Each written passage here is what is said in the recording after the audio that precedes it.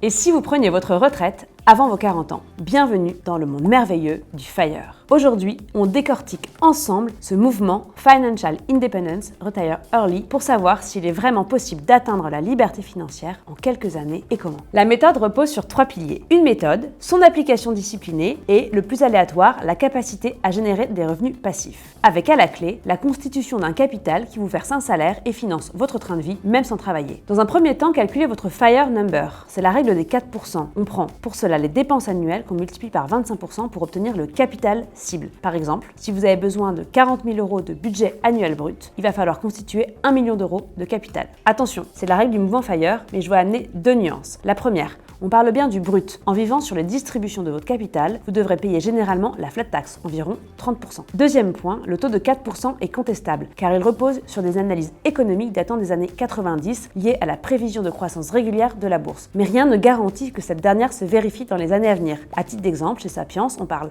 plutôt de 2% pour nos clients qui veulent vivre de leur patrimoine. Ensuite, choisissez votre style de FIRE. Est-ce que vous voulez être un lean FIRE, avoir un mode de vie frugal et du coup avoir moins d'épargne à constituer? Est-ce que vous voulez être un barista FIRE, c'est-à-dire garder un travail à mi-temps et avoir des revenus passifs pour garder de la flexibilité dans votre travail? Ou est-ce que vous voulez être un fat FIRE, avoir une vie confortable dès la retraite anticipée? Troisième étape, il vous faut maintenant accélérer l'épargne et vos revenus. Pour cela, je vous invite à automatiser. Vous pouvez faire des virements programmés vers l'épargne et investir dès la réception de votre salaire. Ensuite, pour augmenter vos revenus, vous pouvez aussi en multiplier les sources, avoir des side business, placer avec des dividendes ou faire des investissements locatifs. Attention, encore une fois, plusieurs limites. Diversifier pour ne pas être surexposé à un marché ou à un secteur. Et deuxième point, toujours prévoir un fonds d'urgence ou un matelas de sécurité, 3 à 6 mois de dépenses pour absorber les imprévus et avoir le temps de vous retourner. Personnellement, je dois vous avouer que je ne suis pas convaincue par la méthode. C'est le moyen le plus certain de passer à côté de vos plus belles années et de vous ruiner la santé. Mon conseil, si vous êtes mal dans votre travail, changez d'orientation pour trouver un équilibre vie pro qui vous convient, plutôt que de cravacher comme un dingue pour atteindre un hypothétique million dans 10 ans, puis tout arrêter ensuite. En revanche, l'idée de construire une stratégie financière globale autour de vos projets de vie et de penser long terme est vraiment intéressante. On en débat en commentaire ?